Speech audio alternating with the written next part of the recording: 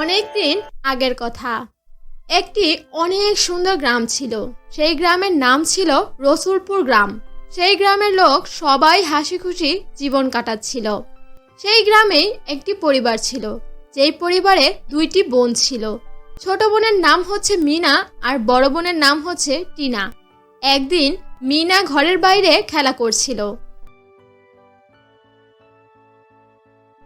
সেই সময় সে একটা প্রজাপতি দেখতে পায়। আরে বাহ, কত সুন্দর প্রজাপতি! এত সুন্দর প্রজাপতি তো আমি আগে কখনো দেখিনি। আমি এই প্রজাপতিটাকে ধরে ফেলবো আর আমি আমার বড় বোনকে দিব এটা। ও অনেক বেশি খুশি হবে। এরপর মিনা সেই তিতলির পিছু করতে থাকে আর তিতলির পিছু করতে করতে জঙ্গলের ভিতর চলে যায়। কিছুক্ষণ পর আরে, এটা আমি কোথায় চলে এলাম? আর প্রজাপতিটা কোথায় চলে গেল? ওকে তো আমি দেখতেই পাচ্ছি না। মিনা অনেক খোঁজাখুঁজি করার পর প্রজাপতিটাকে ধরে ফেলে। তখনই সে পা পিছলে একটা গুফার মধ্যে পড়ে যায়। বাঁচাও, আমাকে বাঁচাও! কেউ আমাকে বাঁচাও! এখানে কেউ আছো? আমি এই গর্তের মধ্যে পড়ে গিয়েছি। আমার খুব ভয় করছে। আমাকে বাঁচাও! আমি খুব ব্যথা পেয়েছি পায়ে। এই বলে মিনা কান্না করতে থাকে আর সে অনেক ভয়ও পেয়েছিল। সে ভয়ে চিৎকার করতে থাকে। তখনই মিনার মা মিনাকে ডাকছিল, কিন্তু মিনাকে কোথায় পাচ্ছিল না। এরপর মিনার মা তার বড় বোন টিনার কাছে যেয়ে বলে, টিনা, তুই কি মিনাকে কোথাও দেখেছিস? আমি তো ওকে কোথাও খুঁজে পাচ্ছি না। না মা, আমি তো ঘরের কাজ করছিলাম আর ও তো এখানেই খেলছিল। কোথায় চলে গেল হঠাৎ? এরপর টিনার মা আর টিনা মিলে মিনাকে খুঁজতে থাকে, কিন্তু কোথাও তারা খুঁজে পায় না। তারা অনেক বেশি ভয় পেয়ে যায়। আমার ছোট বোন, তুই কোথায় চলে গেলি? আমাকে না বলে তুই কোথায় গেলি? এখন আমি তোকে কোথায় খুঁজবো বলতো? মিনা, আমার মা, তুই কোথায়? তাড়াতাড়ি আমার কাছে আয়। তুই ঘরের কাউকে কিছু না বলে কোথায় চলে গেলি? তাড়াতাড়ি ফিরে আয় মা, আমার একদম ভালো লাগছে না। এই বলে টিনা আর টিনার মা দুজনেই কান্না করতে থাকে, কেননা মিনা ছিল তার ছোট মেয়ে আর টিনার ছোট বোন। সবার খুব আদরের। মিনা সবার খুব আদরের, তাকে সবাই খুব ভালোবাসতো। আর এদিকে মিনা ভয়ে গুফার মধ্যেই অজ্ঞান হয়ে পড়েছিল। তখনই সেখান দিয়ে একটা পরী উড়ে যাচ্ছিল। পরী যাওয়ার সময় মিনাকে দেখতে পায় আর বলে, আরে, এই গুহার মধ্যে এত সুন্দর মেয়ে কোথা থেকে এলো? আর আমার তো মনে হচ্ছে মেয়েটা অজ্ঞান হয়ে পড়ে আছে। কিন্তু মেয়েটা মনে হয় জানে না এটা একটা ডাইনির গুহা। আর ডাইনিটা যদি ওকে দেখতে পায় তাহলে তো ওকে মেরেই ফেলবে। এরপর তখনই সেখানে ডাইনিটা এসে পড়ে আর পরীটা ডাইনিটাকে দেখে লুকিয়ে থাকে। তখন ডাইনিটা বলতে থাকে, আমি মানুষের গন্ধ পাচ্ছি, তার মানে আমার আশেপাশে কোনো মানুষ আছে। এই বলে ডাইনিটা তার গুহার মধ্যে যায় আর দেখে সেখানে ছোট একটা মেয়ে অজ্ঞান হয়ে পড়ে আছে। আমি কত কষ্ট করে খাবার জোগাড় করে খেয়ে আসলাম। আমি যদি জানতাম আমার ঘরের মধ্যেই আমার শিকার পড়ে আছে তাহলে তো আমি বাহিরেই যেতাম না। কি আর করার, আমার তো এখন পেট ভরা আর আমার অনেক ঘুমও পাচ্ছে। আমি আগে ঘুমিয়ে নেই, ঘুম থেকে উঠে এটাকে আরাম করে খাবো।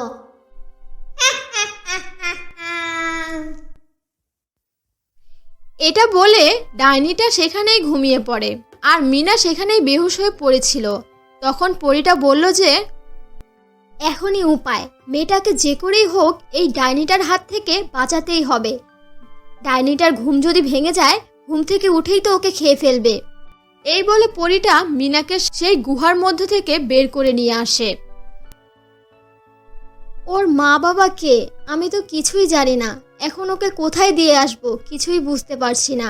কিন্তু আমি যদি ওকে এখানে ফেলে রেখে যাই তাহলে তো ওর বিপদ হতে পারে। ওর মা বাবাকে যতক্ষণ পর্যন্ত না পাই ততক্ষণ পর্যন্ত ওকে আমি আমার রাজ্যে নিয়ে যাই আর ওর পরিবারকে খুঁজতে থাকি। এই বলে পরীটা মিনাকে তার রাজ্যে নিয়ে যায়। তখনই সেই ডাইনিটার ঘুম ভেঙে যায় আর উঠে দেখে বাচ্চাটি সেখানে নেই। এখন আমার খুব ক্ষুধা পেয়েছে, কিন্তু আমার খাবারটা এখান থেকে কে নিয়ে গেল? কার এত বড় সাহস আমার খাবারটা নিয়ে গেল? তাকে আমি ধরতে পারলে কিছুতেই ছাড়বো না।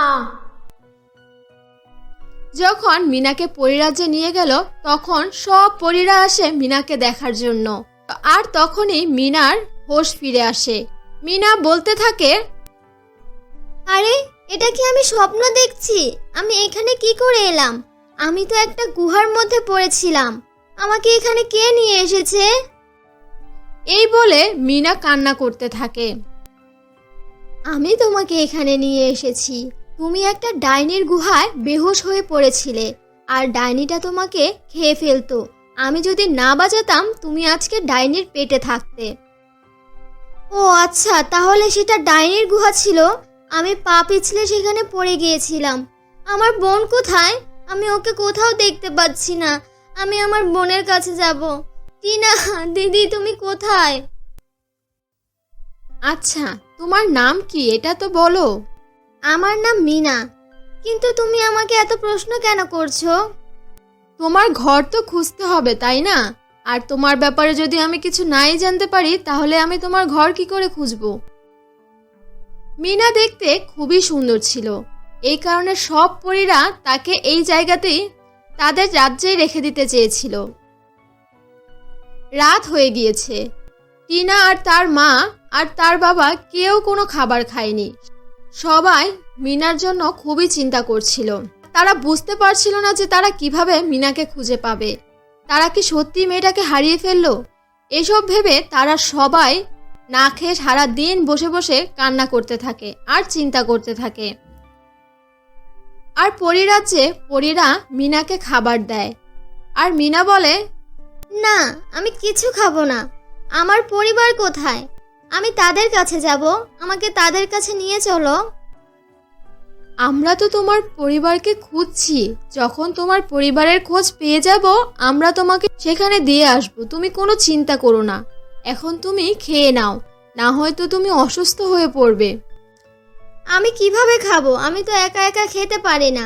আমার মা আমাকে সব সময় খাইয়ে দিত। আচ্ছা ঠিক আছে, আমি তোমাকে খাইয়ে দিচ্ছি। এরপর পরীটা মিনাকে খাবার খাইয়ে দেয়। আর পরীর দলেরা সবাই মিলে মিনার পরিবারকে খুঁজতে থাকে। তারপর একটা পরী টিনার কাছে যেয়ে বলে, আচ্ছা তুমি কি মিনার বড় বোন টিনা?